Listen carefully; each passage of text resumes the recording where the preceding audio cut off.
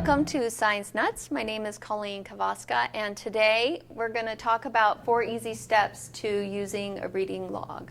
And hopefully you were able to watch the previous video on what a reading log is and why students might want to use one. In this video, we're going to talk about how to design a reading log worksheet and 4 steps that students need to take to complete the worksheet, and then some tips and hints to get the most benefit from the reading log. So the first step, you can just take out a blank piece of paper and you're going to draw a line down the middle and form 2 columns. And then at the top of the left-hand column, you want to write the author's main ideas and concepts. And at the top of the right-hand column, you're going to write my thoughts, comments, or questions. Then you're ready to read. So you would sit down with your assignment, and we're going to use this assignment actually as an example. So take a minute and read through these couple paragraphs, and then we'll take a look at a reading log that was completed with this particular reading assignment. Okay, so step 3, after you've completed the reading, then what you want to do is pull out the author's main concepts and ideas, and you're going to record those in the left-hand column.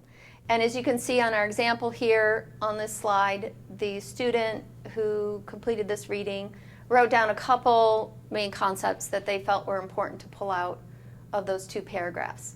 So we'll take the first one at the top as an example. Over 2 billion people currently eat insects. Some are raw and some are cooked. So again, you'll notice that the comments are actually in the student's own words. They're not taken word for word out of the content of the paragraph. So that's important to do, is to put the information in your own words. Then in the right side column, what the student is going to do is spend a little bit more time thinking about those main concepts. And they're going to kind of actually record what they're thinking, what their thoughts are in relation to those major concepts. So again, if we use the first one at the top as an example, the student's thoughts, questions, or comments to that statement was, what is the UN? And the UN was actually mentioned in that first paragraph.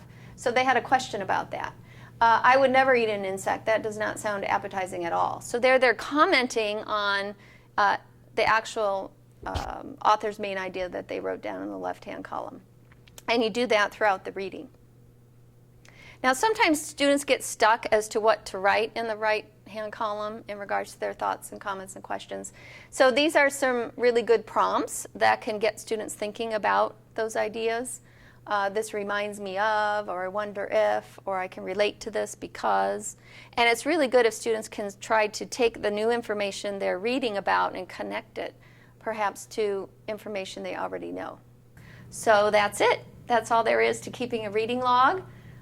It actually will help to improve reading comprehension and your level of understanding and create more successful learners. So in this video, you learned how to design a reading log worksheet, 4 steps to complete the reading log, and a few tips and hints to get the most benefit from a reading log. Thank you.